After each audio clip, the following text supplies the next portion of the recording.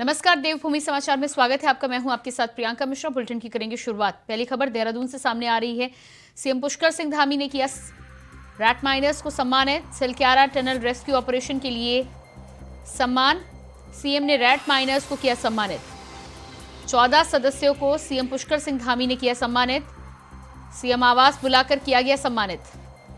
50-50 हजार रुपए के चेक रैट माइनर्स को सौंपे गए। शॉल उड़ाकर किया गया सम्मान।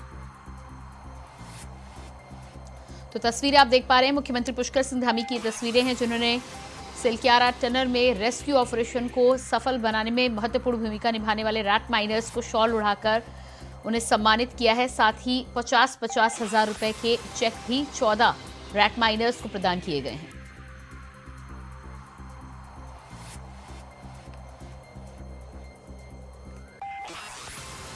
सीएम ने रैट माइनर्स को किया सम्मानित। शॉल उड़ाकर किया रैट माइनर्स का सम्मान। साथ ही 50-50 हजार के चेक भी वितरित किए गए। कुल 14 रैट माइनर्स को सीएम आवास पर किया गया सम्मानित।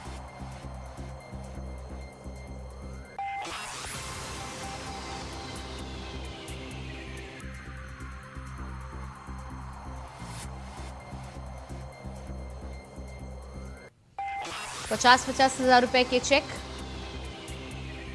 सीएम ने 14 रैट माइनर्स को सौंपे। शॉल उड़ाकर किया गया सम्मानित।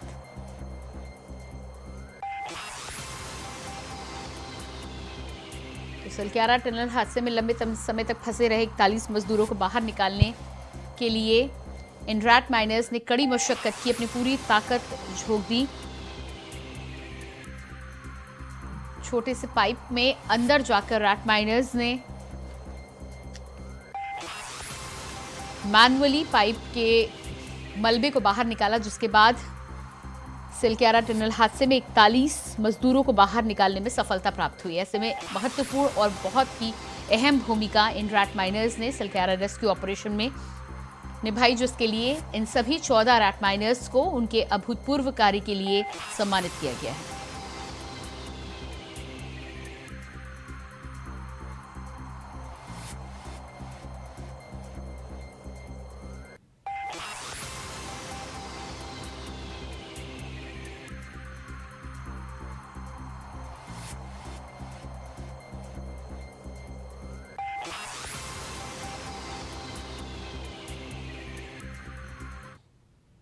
और इसके बाद अगली खबर देहरादून से आ रही है। यूसीसी पर सीएम धामी का बड़ा बयान। जनवरी में अपनी रिपोर्ट सरकार को सौंपेगी कमेटी। 22 जनवरी के बाद कभी भी सौंपी जा सकती है रिपोर्ट। देहरादून से खबर। यूसीसी पर सीएम धामी का बड़ा बयान।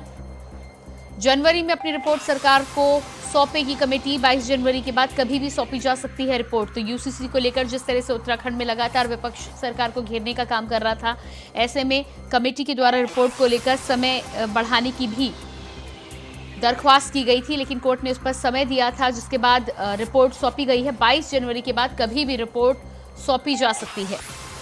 सीएम धामी का यह बयान सामने आया है। यूसीसी को लेकर सीएम धामी का बड़ा बयान। बात करेंगे अगली खबर की। कल होगी धामी कैबिनेट की बैठक। सुबह 11:30 बजे होगी कैबिनेट की बैठक। श्रीनगर मेडिकल कॉलेज में कर्मचारियों का नियमितीकरण। पीपीपी मोड पर चल रहे अस्पतालों के भुगतान का प्रस्ताव। देहरादून से खबर। सुबह 11:30 बजे होगी पुष्कर सिंह धामी कैबिनेट की बैठक। पीपीपी मोड पर चल रहे अस्पतालों के भुगतान का प्रस्ताव। श्रीनगर मेडिकल कॉलेज के कर्मचारियों के नियमितीकरण का भी मामला। तो इन तमाम मुद्दों पर चर्चा हो सकती है कैबिनेट की बैठक में। पीपीपी मोड पर चल रहे अस्पतालों के भुगतान के प्रस्ताव को भी रखा जा सकता है। तमाम अहम मुद्दों को लेकर धामी कैबिनेट की बैठक कल होनी है। समय निर्धारित कर दिया गया है। इन मुद्दों के अलावा कई अहम मुद्दों पर भी कैबिनेट की बैठक में चर्चा की जाएगी। सुबह 11:30 बजे होगी कैबिनेट की बैठक।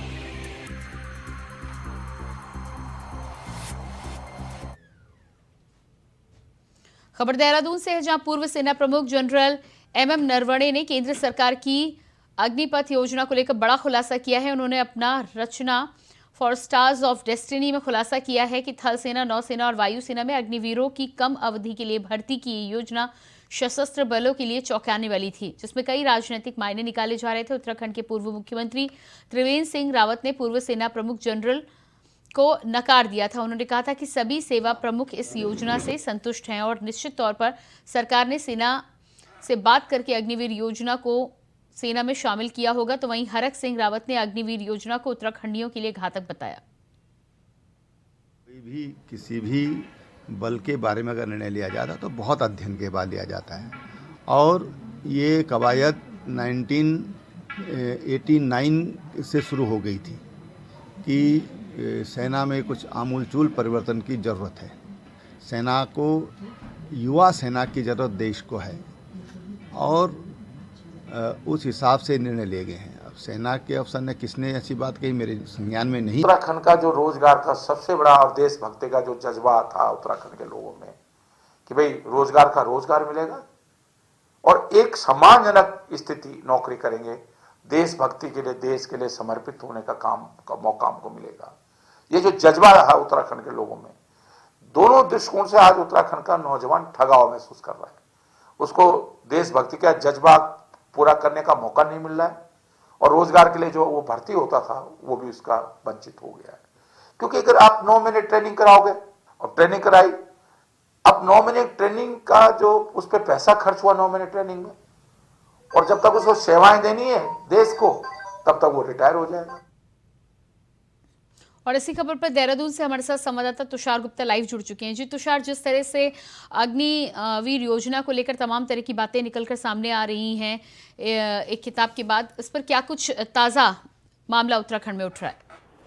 देखिए, बिल्कुल जिस तरह से पूर्व जो सैनिक प्रमुख थे MM नरवाणे, उन्होंने ये अपनी बुक थी उनकी the for stars the destiny, और इसमें इन्होंने जो शब्द लिखे हैं अग्निवीर को लेकर, क्योंकि उस वक्त 2019 से लेकर 2022 तक ये सेना के प्रमुख थे, उस वक्त ये अग्निवीर योजना जो है शुरू की गई थी। उन्होंने अपनी बुक में लिखा है कि जो अग्निवीर है उसके लिए काफी शॉकिंग थी तीनों सेनाओं के लिए, वायुसेना और जो स्थल सेना है और साथ साथ जो नौसेना है, तीनों सेनाओं के लिए काफी चौंकाने वाली चीजें थी। और पीएमओ द्वारा ये जो पूरी स्कीम है वो हम पर थोपी गई है, और जो इसमें प्लानिंग थी, अगर उनकी बात की जाए तो उन्होंने एक प्लान किया था कि जो 75% होगा उनको पक्की नौकरी दी जाएगी और 25% होंगे उनको रिटायरमेंट दे दी जाएगा। लेकिन उनका कहना है कि जो ये इसका विपरीत हुआ है कि 75% जो लोग होंगे, जो युवा होंगे, उन्हें निकाल दिया जाएगा और 25% लोगों को रखा जाएगा।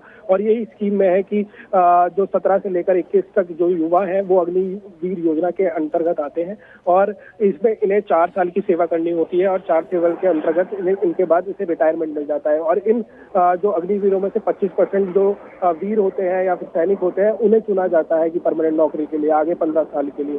तो ऐसे में जो सियासी हलचल है वो भी इससे बढ़ गई है। हरक सिंह रावत जो पूर्व कैबिनेट मंत्री है, उनका ये कहना है कि जो इस तरह के बयान आ रहे हैं वो कहीं ना कहीं सच है, और कहीं ना कहीं जो उत्तराखंडियों के लिए काफी घातक ये जो अग्निवीर योजना है। और वहीं अगर पूर्व मुख्यमंत्री त्रिवेंद्र सिंह रावत की बात की जाए तो उन्होंने इसका समर्थन किया है। साथ साथ उन्होंने कहा है कि जो पूर्व प्रमुख थे सेना के, उन्होंने उनकी जो बात को नकारते हुए उन्होंने कहा कि इसमें 90 से ये पूरी योजना चल रही है। ऐसे में सेना से पूरी तरह से बातचीत की गई और उसके बाद ये जो अग्निवीर योजना है धरातल पर उतारी गई। तो ऐसा नहीं है कि जो कहा जा रहा है MM नरवाणे द्वारा वो सच है, और जल्द से जल्द उन्होंने बोला कि सबसे बातचीत हुई है और इसके बाद ही इस योजना को धरातल पर उतारा है। जी बिल्कुल। तो कुल मिलाकर कहीं ना कहीं इस किताब का वाकया सामने आने के बाद इस पर बहस जरूर छिड़ गई है।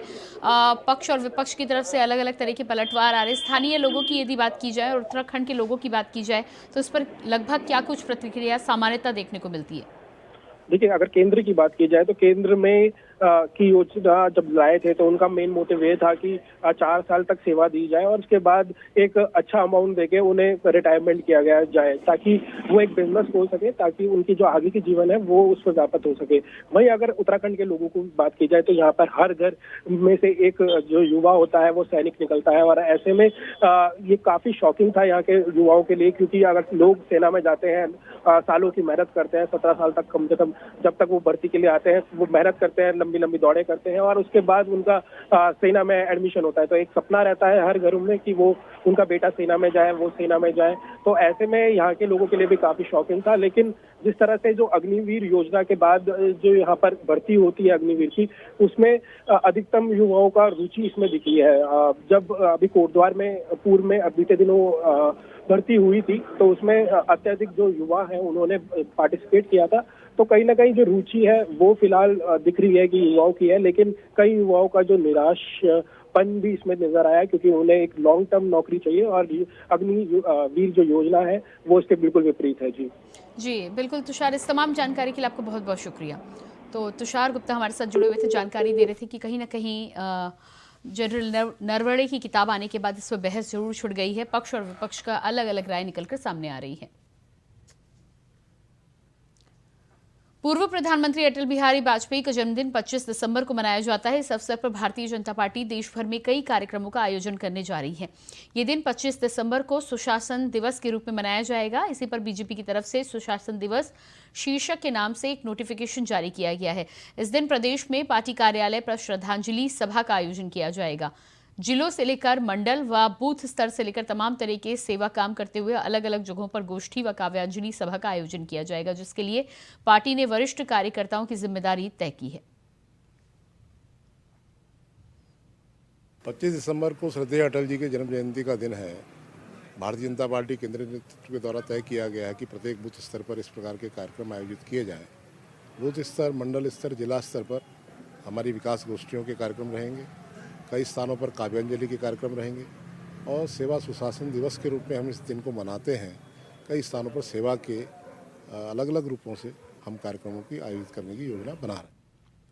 उत्तराखंड की विद्युत व्यवस्था को मजबूत करने के लिए उत्तराखंड की बिजली प्रणाली बुनियादी ढांचे को मजबूती देने का काम किया जाएगा।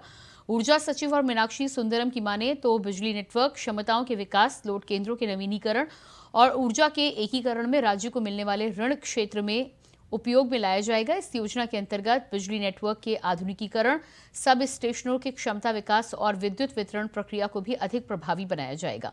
इससे देहरादून शहर में बिजली आपूर्ति नेटवर्क मजबूत होगा।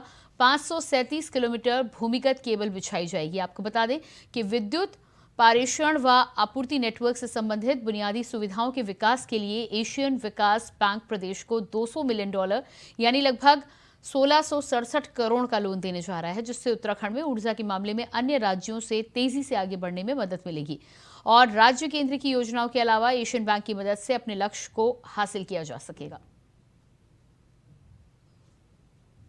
ट्रैफिक लाइट्स जितने भी हैं उसको अपग्रेडेशन करना और latest artificial intelligence based smart systems लगाना, उस पर चर्चा हुई थी।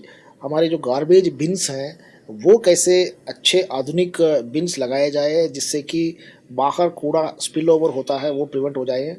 हमारे जितने स्ट्रे एनिमल्स हैं उनको कैसे हैंडल किया जाए, stray cattle, stray dog, stray monkeys, इनको हैंडल करने को लेकर के डिस्कशन हुई थी।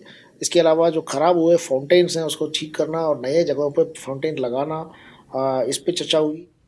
दून अस्पताल में HIV एड्स के मरीजों के इलाज को इस सप्ताह ARD सेंटर शुरू कर दिया जाएगा। दून अस्पताल के MS डॉक्टर अनुराग अग्रवाल ने बताया कि शनिवार को अस्पताल में पहले ART सेंटर के लिए टीम निरीक्षण पर आई थी। निरीक्षण के बाद उम्मीद है कि सेंटर जल्द खुल जाएगा। अस्पताल में पहले सेंटर चलता था, लेकिन कोविड के दौरान ये सेंटर कोरोनेशन अस्पताल में शिफ्ट कर दिया गया। हालांकि ये सेंटर कोरोनेशन अस्पताल भी रहेगा। दून अस्पताल की मेडिसिन OPD के साथ ये सेंटर शुरू कर दिया जाएगा। इस सेंटर में medical officer, counsellor, technician, sister, data entry operator मौजूद रहेंगे।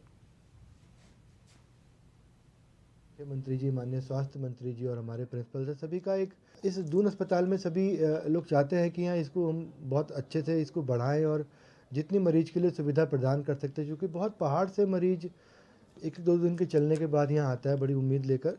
तो ऐसे में यहाँ एक हम लोग ART सेंटर खोलने जा रहे हैं, जो कि उम्मीद है इस हफ्ते या 1 तारीख तक जरूर से सुचारू रूप से चल जाएगा। इसके अंदर जो HIV के मरीज हैं उनको दवाइयाँ मिलने में थोड़ी प्रॉब्लम पहले यहाँ मिलती थी। कोविड के टाइम पे वो सेंटर हटकर कोरोनेशन चला गया था और दोबारा वो हमारे पास लौट रहा है। तो उम्मीद करता हूँ कि बहुत जल्दी वो सुविधा यहाँ मिलनी शुरू हो जाएगी। देहरादून की मुख्य जिला अस्पताल के ऊपर एक निजी अखबार ने आरोप लगाए थे कि अस्पताल की व्यवस्था पूरी तरह से चरमराई हुई है। वहीं एक गर्भवती महिला की फाइल तैयार करने में अस्पताल को 3 घंटे का वक्त लग गया। अस्पताल के सीएमएस अनुराग अग्रवाल ने इस आरोप को पूरी तरह से निराधार बताया है। अनुराग अग्रवाल के अनुसार किसी भी मरीज की फाइल बनने में ज्यादा से ज्यादा 20 से 25 मिनट का समय लगता है।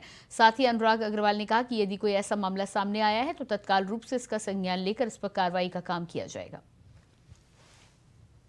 हाँ, देखिए, इसमें पहले मैं किसी भी जवाब देने से पहले मैं आपको 2 बातें बताना चाहूँगा। हमारा दून अस्पताल एक बढ़ता हुआ अस्पताल है, जिसमें आपने देखा कि ये 2 नई बिल्डिंग, एक ओपीडी बिल्डिंग और एक न्यू इमरजेंसी ओटी बिल्डिंग सामने आपके आई हैं। इसके अलावा जो पुराना गायनी अस्पताल था उसको तोड़ा भी गया है और बहुत जल्दी 2-3 साल के अंदर वो एक बहुत ही अच्छा 550 बेड की 9 मंजिला बिल्डिंग हमारे सामने आ जाएगी, जिससे मरीजों की सुविधाएँ बहुत बढ़ जाएंगी। इस बीच में कुछ अव्यवस्था का होना एक हम लोग के लिए है, लेकिन इसके लिए हम बिल्कुल कोशिश पूरी करते हैं कि असुविधा ना हो। तो ओटी इमरजेंसी बिल्डिंग में गायनी की इमरजेंसी भी चलती है। इन्वेस्टर समिट को लेकर कांग्रेस के भाजपा सरकार पर लगाए जा रहे आरोपों पर भाजपा के प्रदेश प्रवक्ता विपिन कैंथोला ने पलटवार किया है। भाजपा प्रदेश प्रवक्ता ने कहा है कि कांग्रेस को नैतिक अधिकार नहीं है कि वो भाजपा सरकार पर आरोप लगाए, क्योंकि कांग्रेस की राजनीति हमेशा विकास विरोधी रही है। उत्तराखंड राज्य में औद्योगिक पैकेज को बंद करने का काम कांग्रेस की केंद्र सरकार ने किया था, जबकि धामी सरकार राज्य में विकास को लेकर गंभीर है और इन्वेस्टर समिट के माध्यम से राज्य में औद्योगिक निवेश को बढ़ावा देने का काम कर रही है, जिससे राज्य में विकास भी होगा और युवाओं को रोजगार भी मिलेगा। अब देखिए, विपक्ष ने इस प्रदेश के साथ हमेशा, जब भी इनकी सरकार रही है, सौतेला व्यवहार किया। जो औद्योगिक पैकेज हमारी सरकार ने, जब अटल बिहारी वाजपेयी जी की सरकार थी और स्टेट में कांग्रेस की सरकार थी, 2013 तक जो दिया था उसको समाप्त करने का काम इस कांग्रेस की सरकार ने किया। तो इनको जिस प्रकार के आरोप प्रत्यारोप कांग्रेस लगाती है, पहले जवाब देना चाहिए कि क्यों औद्योगिक पैकेज हमसे छीना गया। रही समिट की बात, तो जिस प्रकार से समिट में MOU साइन हुए, कल माननीय मुख्यमंत्री जी ने सचिवालय में बैठक भी ली। जितने भी विभाग जो हैं, जिन्होंने प्रस्ताव दिए, उनके सारे नोडल अधिकारियों को बुलाया गया और तमाम चीज़ों पर जो है तेज़ी से काम चल रहा है। और निश्चित रूप से जो मुख्यमंत्री जी ने कहा है कि उत्तराखंड राज्य 2025 में इस देश का सर्वश्रेष्ठ राज्य होगा, तो हम उस पर काम। खबर विकासनगर के सेलाकुई क्षेत्र से है, जहां ज्वेलरी की दुकान पर देर रात चोरों ने हाथ साफ कर दिया। आपको बता दें कि जब दुकान मालिक दुकान पर पहुंचा तो दुकान के ताले टूटे हुए थे।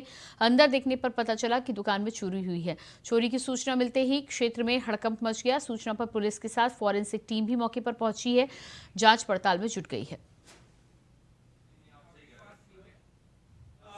ये सेलाकुई थाना क्षेत्र में सतेंद्र चौक है, वहाँ पर एक ज्वेलरी की शॉप है और उसमें एक चोरी की घटना प्रकाश में आई। जब प्रातः, चूँकि आज मार्केट बंद रहती है, लेकिन किसी कार्य से जब वो वहाँ गए तो उन्होंने देखा कि पीछे के रास्ते से वहाँ पर चोर घुसे थे और उसके बाद जो वहाँ के लॉकर को काटने का प्रयास किया, लेकिन उसमें असफल रहे। तो वहाँ पर जो उनकी आर्टिफिशियल कुछ ज्वेलरी जो बॉक्स में रहती थी वो, और साथ ही साथ कुछ चांदी का सामान वो वहाँ से ले जा पाए। चूँकि ज़्यादा माल नहीं जा पाए, लेकिन चूँकि घटना एक सनसनीखेज है, इस तरह की घटना गैस कटर के प्रयोग की आसपास के उत्तराखंड में भी अन्य जगह, जैसे अभी काशीपुर और हरिद्वार के रुड़की में भी देखने को आया, जहाँ ATM को ले गए थे। तो कहीं ना कहीं ऐसा लगता है कि कोई ऐसा गैंग सक्रिय है जो गैस कटर के माध्यम से इसी घटना को अंजाम दे रहा है। अब ये लोग इसी घटना के से जुड़े हैं कि नहीं जुड़े हैं, इस संबंध में और जगह से डेटा मंगाया जा रहा है और इसमें एक अलग से टीम बनाई गई है जो इन गैंग को तलाश करने के लिए जाए। और इसी के साथ फिलहाल इस बुलेटिन में इतना ही। खबरों का सिलसिला जारी रहेगा। नमस्कार।